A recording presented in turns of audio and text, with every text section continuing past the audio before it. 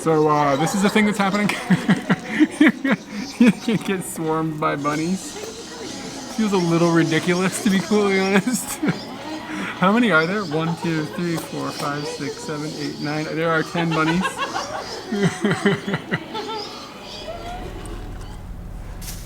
Nice mustache. We went into a bread shop, and this is literally called a mustache. Welcome to Ishikawa. Everybody gets a mustache. You could also have like a ring around your head, or this could be horns, maybe. Mm-hmm. Look, oh, that looks demonic, doesn't it? That's oh even Lord. better. They have like a character that looks like that. So we're having a little bit of breakfast in this rice field, just kind of chilling because we're starting our day in Ishikawa. And if you've been following along, you'll know that we were just spending a few days in the prefecture just south of here called Fukui. And we are now going to plan to spend a few days checking out the Ishikawa area. Now, if you've been following along, you might know that yesterday I messed up my back. And I was completely unable to stand. Like, I was like crooked, like pretty bad. I took a picture, I can put that in. My back was jacked yesterday. And this happens every once in a while. I'm not gonna get deep into it, but I didn't do anything crazy or anything. It just happens. My back, the muscles in my back just get all tweaked out. So we went back to the hotel that we had, and I stretched out. I took a bath. I got a massage from a hot babe, and I got these. I don't know if they have these things in America or not or whatever, but these strips of like sticky paper kind of that you put on your back, and it makes everything super cold, and it's supposed to help the muscles. The whole thing is a Band-Aid, but like it has medicine on some sort. Like cooling stuff on it. I'm wearing one of those right now. It's super cold. I recently threw out my back. A couple of old people here, and I went to the doctor, and they gave me the cooling packs, some medicine, like 400 milligram ibuprofen, and a corset. So we don't have a corset for Eric, but yeah. Are we gonna? I saw that coming. Oh, yeah. That's a weird Lady in a Tramp thing. The bakery we went into was amazing looking. I didn't get any footage of it, but just trust me, it's an amazing bakery. Yeah. Japan bakeries, if you come to Japan, find bakeries in the morning, because sometimes you find really good bakeries.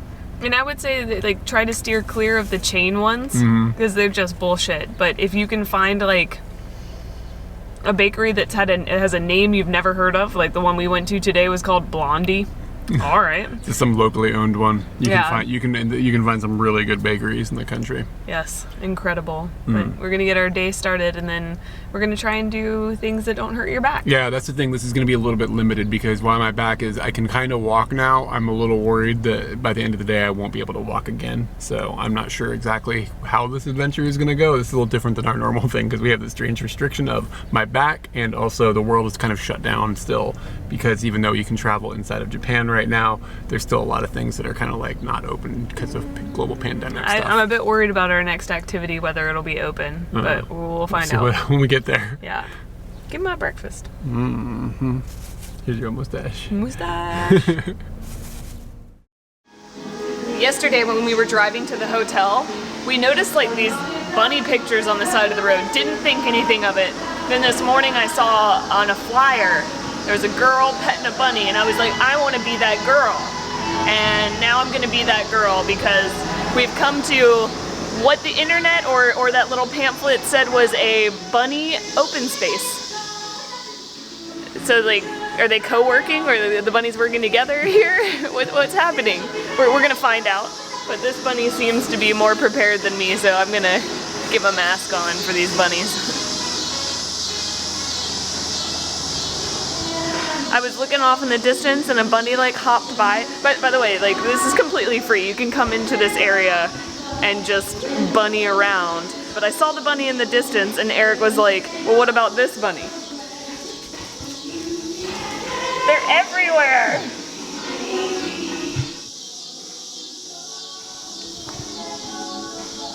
He's getting a massage from a hot babe. Cutie. Hi.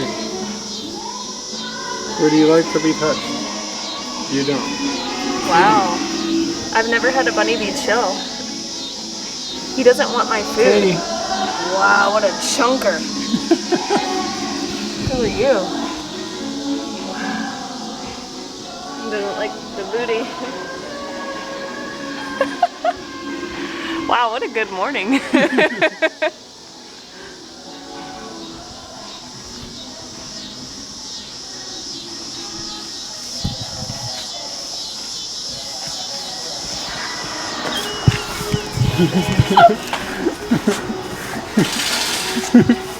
Holy crap. Oh, here comes another one. He's doing more of a zigzag pattern. Look at this fuzzy ears. What kind of bunny is this?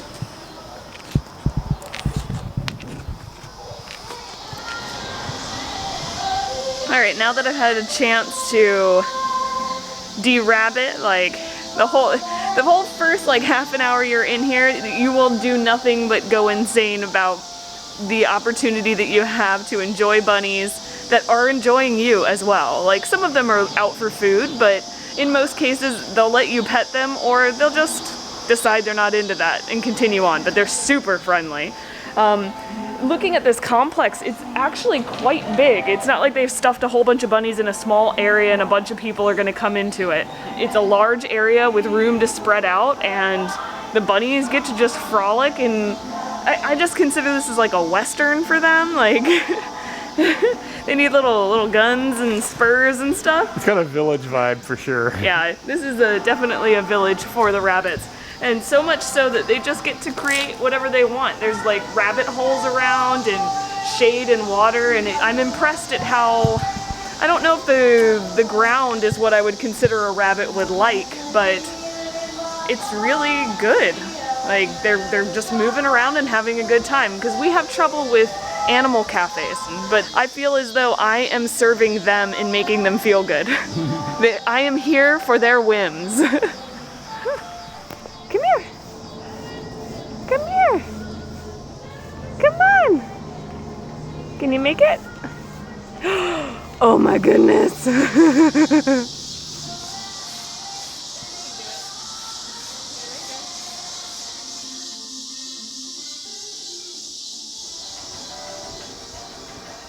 Eric, is this okay for your back?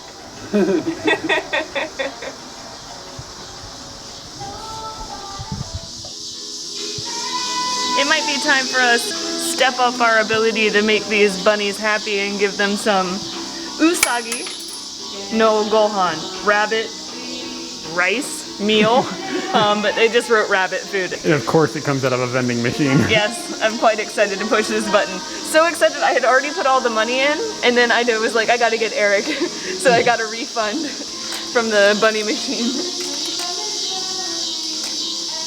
We got our 300.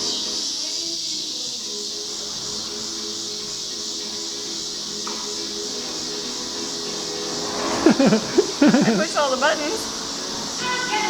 Is it empty? Oh no, you have to put a cup in first, dude. Oh, I gotta put a dispenser cup. Ah, okay, here we go. It's like a coffee machine. Alright, do you have a cup now? Oh, all the lights came on, okay. Woo! Here it comes. Usagi no gohan. Does it look good to you? Looks good to him. You gonna taste test that or what? What does rabbit food taste like? Looks green.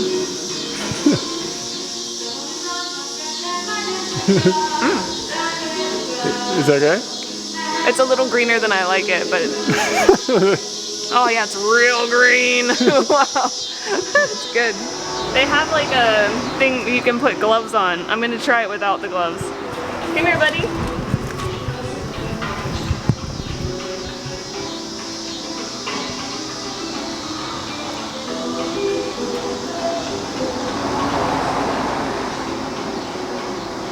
It went well. I have a fear of animals biting me, and I'm really trying to get over that.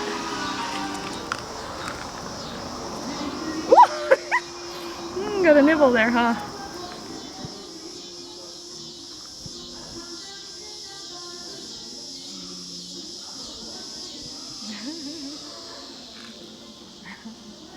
Eric, where'd all the bunnies go? They even have the food. What am I? Not bunny material? We gotta feed them and then maybe they'll stay. Ouch! Did you see that? Did he bite you? No, he took both of his hands and went kerch, and all of the food fell out of it. This is a battle between the rabbit and the tortoise. I think the tortoise won.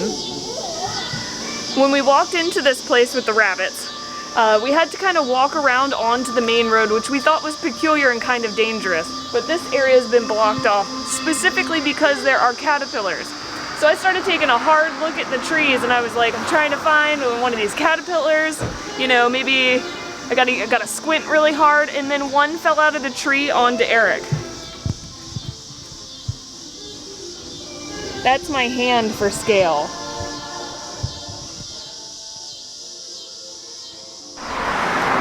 A caterpillar was walking out into the road and I picked him up with my phone and put him onto something else that wasn't death. And he immediately turned around and started walking for death, so I decided that I gotta look in a different direction. He's got an addiction that I just can't fight. These caterpillars are called kemushi, which means hairy bug.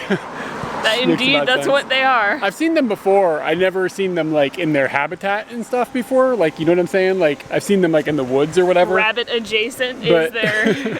I've never seen them in trees where you can see them inside their little nests and where they're munching on leaves and stuff. I've never noticed that before. I saw some munching. Yeah, it was. That was almost as cool as the bunnies, to be completely honest. The thing was huge. Astonishingly huge. When it fell out of the tree and hit my shoulder, it felt like a bird had hit me. It was like a substantial thud. What are you talking about? It hit you in the arm. Like, what? I didn't believe you for a second. Now I believe you. Uh-oh. He's not gonna stop. Oh, crap.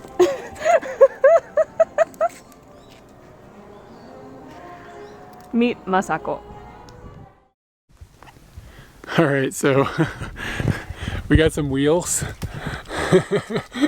Some of us have some wheels. Yeah, some of us have got some wheels. This is all right. We found this little area that has got a bunch of temples and it's like a beautiful little forest, and they've got it paved to a certain degree that makes it so that you can use one of their loaner wheelchairs if you have a busted up back like some of us do. And this is actually working pretty good. I am just chilling and I am on, like, you know when you go to Disneyland and you go on those rides, the best rides like Pirates and stuff, where it's just you sit in a little boat and you just like look around? That's what I got going on right now. I'm at Disneyland. And I'm just the track. Yeah. For the boat. It's not so bad, man. I recommend this. This is you got to get yourself a pusher person and some wheels if you have a hurt back. This is the way to roll. One of the major reasons, or the picture that I saw that has led us to here, were these, like, they're not carvings. These look like natural crevices in the rock. They look like kind of terrifying faces, like Oogie Boogie from The Nightmare Before Christmas, when he's in his, like, sack part and he's about to fall apart into the bugs and whatnot. Really creepy stuff here. And I thought that these were like little teeth, but it turns out they must be like little monuments to something. I'm not sure what. I tried to go around. As you can see, there are stairs here. I tried to go around because I was like, no way they're gonna let me climb that, because I'm gonna climb that. You can't climb that. There's a sign that says keep out. And there's a person on the sign, so I was like, that is for people, not bears. So I can't go in there.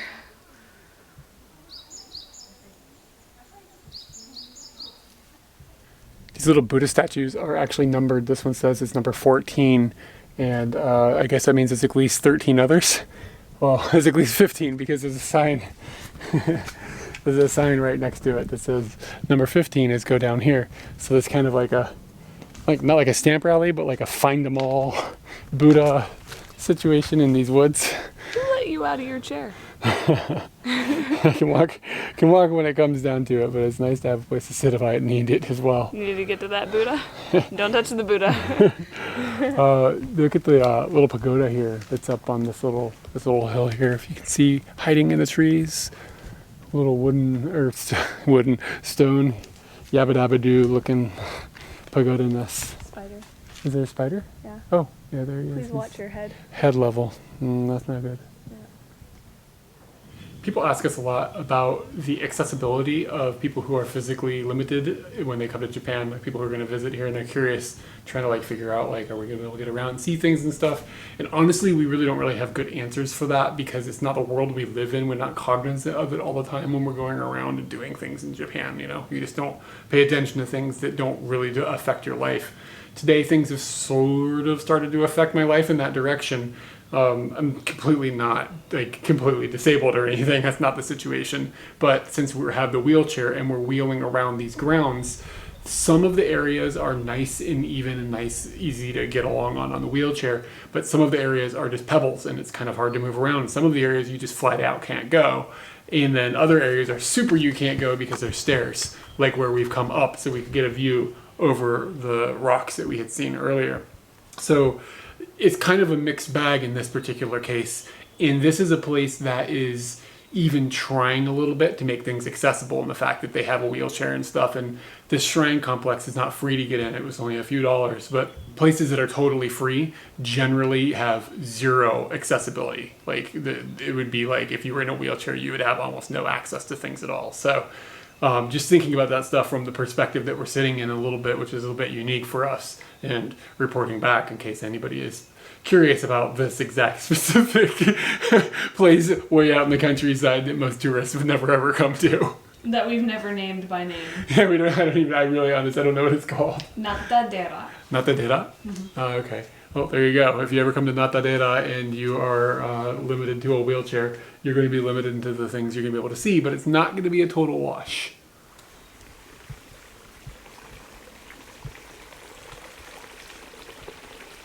Speaking of places that we can't go, next to this cool 3-story pagoda that's already up some stairs, there is this little path that goes up through the woods here, and it has got a sign next to it that says that the walk is about 60 minutes.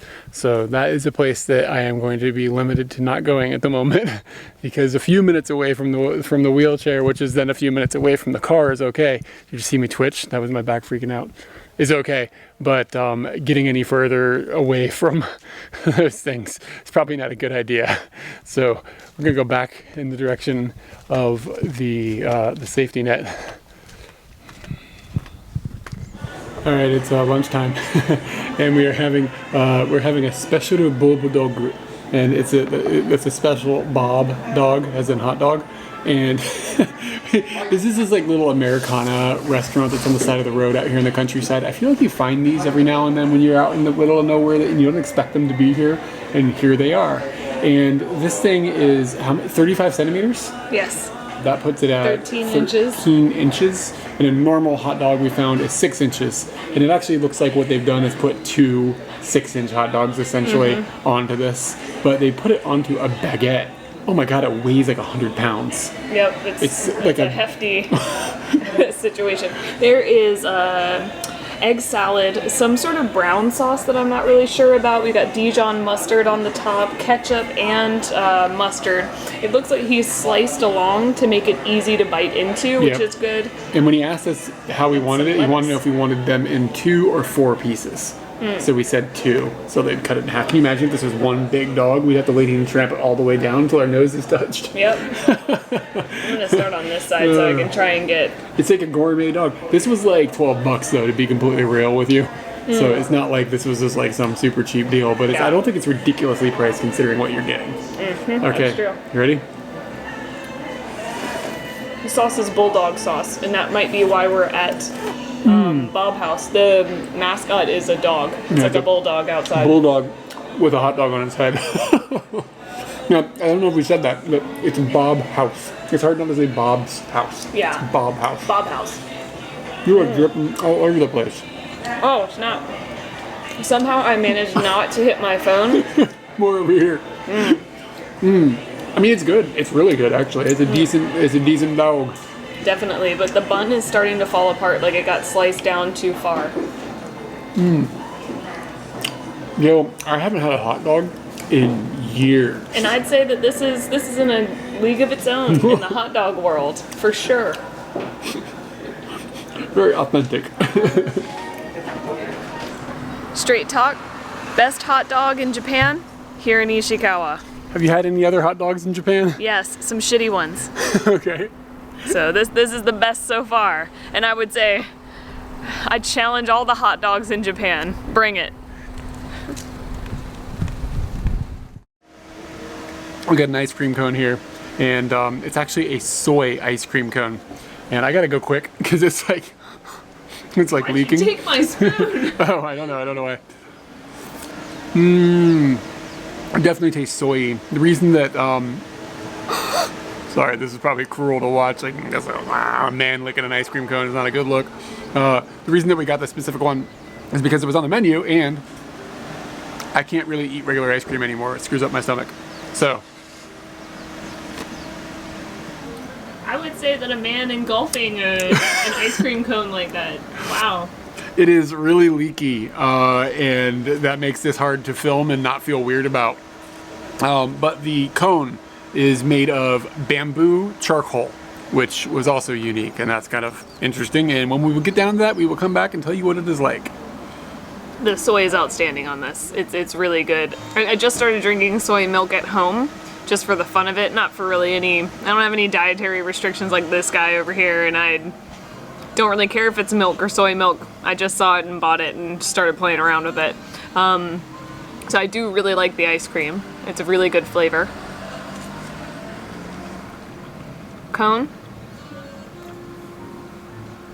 Tastes like a cone. Like, it does not taste like any sort of bamboo, or anything like that. It tastes like sugar. That's all it tastes like. Drinking those beans. Because I know y'all wanted to watch a man eat an ice cream cone some more. I'm back. The ice cream isn't very sweet. It is just nice. Kind of nutty. Yeah. It kind of tastes like nuts, whatever. But like good nuts. Not like, this is nuts. Like good nuts. And I was thinking that the temperature out here is actually really pleasant. It's like 75 or 80 degrees maybe. And this was melting instantaneously, as you saw earlier when I started eating this like an animal. And I wonder if the soy doesn't hold the cold or whatever as much as you would get if you were using cow juice. And that's what created the melting disasters that I wasn't expecting. I am really curious about the cone too. Like, it looks interesting, but it's literally called, what is it? Takesumi, which is literally bamboo charcoal. So I don't understand. Maybe that doesn't mean what I think it means. Maybe I'm reading into it too literally, but I don't know. It's something I've never come across before. And we are about to go on a drive up in the mountains. We're actually already kind of getting into the mountain area where it's nice and beautiful and hills and trees, etc., etc. And where we ended up stopping is Michi no Eki, which is like Japan's version of like a rest area, kind of. But it's not exactly a rest area, it's a rest area plus. And the plus is like local goods and like ice cream and charcoal bamboo cones and... Stay still for a second. Am I dripping? Boop. Restart that counter. What? It didn't drip on my clothes. I'm still eating like an adult. Are you gonna have to clean up this table? Are you gonna have to clean up this table like an adult? I am gonna I have to. I'm not eating like an adult here. It's not my fault, man. Come on now. That's coming from like inside. I think that is the video making's fault. That is a defect of the engineering of the cone. I'm not taking credit for this. Anyway, we're at Michi no Eki. You can buy goods of local stuff, and you can buy like touristy stuff and like postcards and things like that, like kitsch t-shirts. And it is usually, in this case, at the base of each side of the drive going over the mountain, because people go on like nice drives, and then when they're done with the drive, they want to get some ice cream. But we are hitting it before the drive, and maybe after the drive. Who knows what's on the other side of this road? Gifu Prefecture.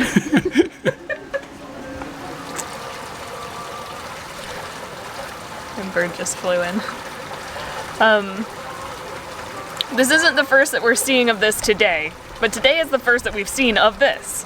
That these types of birds, they're really like sparrowy and really like super aerodynamic birds. I know that birds are aerodynamic, but something about these birds makes them seem really swift, and they go inside and outside of structures that other birds wouldn't dare. These birds are going in and out of this Michino Eki building.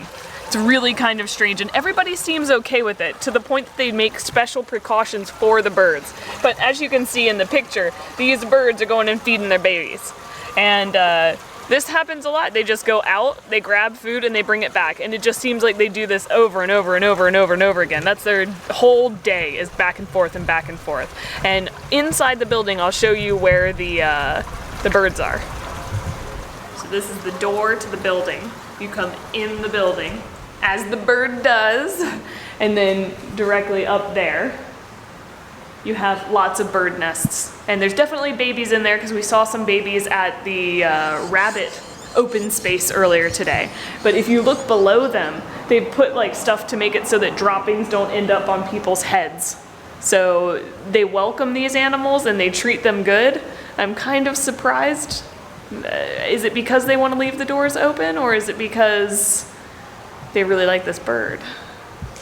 So the little sign here that Katie was in front of, I took a look at it. It says Tsubame ga imasu. Tsubame is actually swallows, so these things are swallows.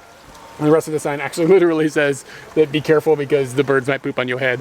And then this one says, please do not close the doors because the birds need to get in and out, obviously because their babies are on the inside. So it just kind of seems like a thing where they just want these birds to be able to have, you know, a nice place to live and have access to their kids. And we're going to work around this a little bit by putting up some newspaper and leaving the doors open. There goes one. He saw me, went the other way. It's like if birds came in a Speedo brand. How slick and Speedo-y Speedos are. I don't really know how to explain, but that's what I think. This is Hakusan-shi, so Hakusan City, and that's part of Ishikawa. The background map is Ishikawa. Down here, we have come over to the easternmost part of this, and we are going to be riding along this squiggle right here, over to Gifu Prefecture. We will completely not put that in this video because this video is not about Gifu. All right, we hit a showstopper, y'all. We're gonna get on this road, right? It is June 23rd right now.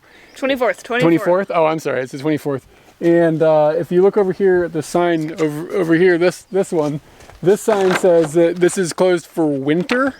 It's June 24th. June 24th. And our guidebook, it's a Japanese guidebook, says that this road opens at the beginning-ish of June. Mm-hmm. It doesn't say like a specific date, but it is you could not qualify this as the beginning-ish of June. In Japanese, they split the month kind of into like thirds. So the first third, the second third, and the last third, and it says it opens in the first third of the month. But checking their website says that on the 27th, they will open this road. Yes, so maybe that is because of the coronas. I don't know. We don't have any idea. It doesn't say. It says that it was due to like the parking lot on the other side. They're going to open the parking lot on the other side. Maybe they're doing construction or something. Fuck you, Gifu. Maybe it ran a little late. I don't know. But we aren't going to be able to go any further. So we looked and saw if maybe this road over here had a road. Maybe it went, like to the same place, but not as scenic. Well, we're going to the end of that road. Are we? I don't know. I don't know either. But it says that it just kind of ends. So I don't know if there's anything useful down there to go look at or anything. So that we had derailed our plans. Germ bag's got nowhere to go. Sorry, germ bag. So when you want to do something in Japan, even though you got a guidebook and whatnot, you still got to do a whole bunch of checks and stuff. Especially now, I've been doing a lot of like secondary checks. But the one thing I didn't think I was going to have to check was some road that closes during the winter. I was like, yeah, it's June, it's going to be fine. You know what? But I needed to log into a website to find out if this road was open. Seriously? But that doesn't matter because what has ended up happening is that we're saving 1,600 yen. We found a squiggly road near that road, and it has brought us to this incredibly disorienting view of two kind of man-made waterfalls. just tons of greenery that we're gonna go and drive around in. I don't know how long this squiggle is, but it's a substantial squiggle. All right, so we came about 15 or 20 minutes up the squiggle and we have entered the land of another gate. So this is the end of the adventure into the squiggle. Yeah, our squiggle adventures are finished for today. But it's a pretty cool drive. It's a really narrow road, and it's like one of those roads where you think a rock is gonna fall on you from one side and you're gonna fall off the mountain on the other side, like very possible. Yeah, I want to show you this painting over here. There's rocks It definitely has the rocks and falling the on cliff. the deer. What I'm worried about most are the cracks in the earth. So I assume on the other side of this gate is just doom. So this road isn't closed for any summer-winter situation. It's closed for a specific reason, and a dangerous one at that. We are currently sitting right here at the onsen symbol. We just went through a little onsen town. And just shortly down the road is this red circle. This red circle shows where we're not sure if it was a rock slide or a landslide happened. As you can see in this picture, there's chunks of earth, and those chunks of earth ended up on the road and have greatly damaged it. And that is just up the road. So it kind of makes sense that, one, that barrier is there, and two, there were some dudes here when we came up in some vans. It looks like they are doing road work to reopen this road. But right now, not safe. Come back in Come December. back in December. I bet this place is covered in snow in December though, and then it's closed for the winter. I was gonna say, probably open for the winter. Open for the summer. Little sidebar about Japanese construction: when they set up sites to do the work, they often put signs up like what Kyde had shown, and the sign here that shows quite a lot of detail about exactly where each one of the problems is on the road, what they're doing, what they're repairing. There's all these photos and stuff that are around the perimeter of it, of what you would actually see if you went back there. And then they show like dates of when things are going to be fixed up, and just lots of information about the construction that's taking place, so that if you do come here and you're interested in what's going on, there's the information. And if you live in a neighborhood where they're doing construction, they will also have information up that says like, we're going to be noisy during this time and quiet during this time. And like, it's so that the community has an understanding of what's going on with the construction, and also so that if the work is being done in a public situation, like if it's going to be done on like a public road with public funds, people have got like flat out lots of information about what's going on, so that there is transparency on where the money is being spent. Sometimes I don't see that on this particular one, but sometimes you'll even see cost breakdowns of what things are costing to be done, and like what time schedules you're looking at and things like that. So there's all this public information that's being done in the sense of essentially community transparency. I really think it's really cool, and the amount of detail that you can get out of them is pretty astonishing.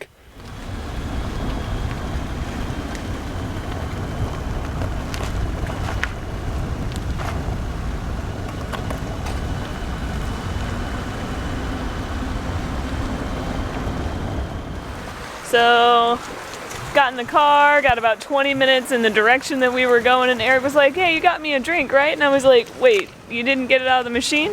I thought you got it out of the machine.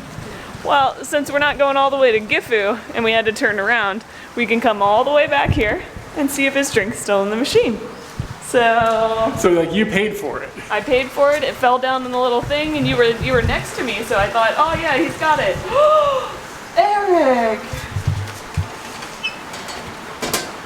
Still a little frosty. I got my melon soda. I'm a sad camper. This smells terrible. Oh, we got a really drunk guy. We have come to Kanazawa, and I guess that being in Fukui and down in the southern part of Ishikawa has made it pretty impactful that there are metropolitan cities, and Kanazawa certainly feels like that. As we came in, there was a huge like residential area that just sprawled out, and then when we got into the city, the buildings just seemed huge. And I'm from Tokyo, or that's where we live, and there's no shortage of like huge buildings there, but maybe we are now in withdrawal, or I am, because when I saw these big ass buildings, I was just like, holy crap, like I took it back. And then I saw like this Coca-Cola sign over here and was just like, wow, This is really like hip happening place. It's just one Coca-Cola sign, Katie. It's just a beverage. But yeah, I'm feeling like Kanazawa has a little bit more life, a little bit more grit to it. And now we are spinning. I'm just giving everybody some idea what the background looks like. This is what the background looks like. And now we're gonna go and find some dinner. I had a plan, but it kind of got thwarted. So now we will walk. So we've just walked around the city a little bit, and in the evening it's got quite a vibe. Katie said that it feels like everybody here has a boner, which it kind of does. We're staying sort of in the red lighting district, and around that is a lot of bars and things like that. It feels a bit like if you've been to Shibuya or the Shinjuku area where there is drinking and stuff going on in the evenings. It feels like it's got that kind of vibe, but people feel a little less, pardon me, but a little less uptight than they do in Tokyo. It feels a little more loosey-goosey in a good way. But we looked up what the famous foods are from here, and the main thing that came up that we were interested in eating was the same thing we ate for lunch yesterday when we were in Fukui. It's very similar. And we were just kind of like, we're not feeling the same thing. And we were just talking about how when we were in Hokkaido years and years and years ago, we went into this little local place, and the dude was making yakitori, and then we walked past a place that was serving yakitori, so we came inside to get yakitori. I can smell this place down the street. Yeah. Caramelized chicken does not begin to explain. Yeah. So anyway, we're just getting something that is not necessarily special to the area, but it is special to us, and it was this what hit the mood. Here's a stick of yakitori. This is tare sauce. And it's good, it's smoky. It tastes kind of ashy in the way that it's supposed to. I got a couple of different weird ones. Asparagus with bacon wrapped around it, shiitake, mushrooms, things like that. And what we've kind of come to the conclusion of is that this little town is probably cool enough that we could dedicate an entire video to the city itself. And sometimes we'll go and we'll make videos about cities instead of prefectures. And we might in the morning look around here a little bit more before we leave the city, but we're probably going to focus the rest of this particular video series on exploring the Ishikawa area around the city, and then in the future hopefully remember how much this looks cool and come back and dig into this particular city on its own as its own video. So it's kind of, I think, what we're going to end up doing. But we haven't decided 100%. I'm kind of tired, my back still hurts, and I'm really hungry. So I think we're gonna call that a night for now.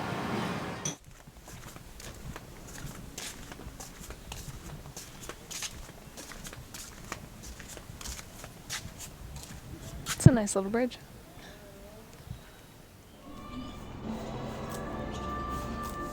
Freak loves green.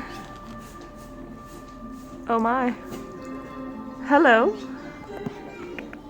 Come here. Come here. Back over here. And back over here. Oh, oh, oh. Let me pet you. Be a petter. Yes.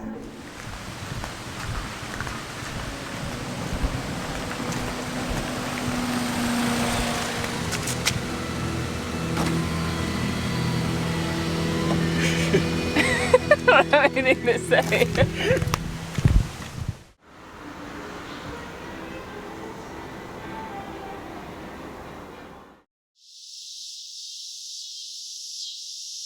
Thanks for coming along on our first video from Ishikawa. More on the way soon. Make sure you're subscribed with the bell ring so you don't miss them. You can help us make more videos via Patreon, link below along with all our social media. Likes and comments help too.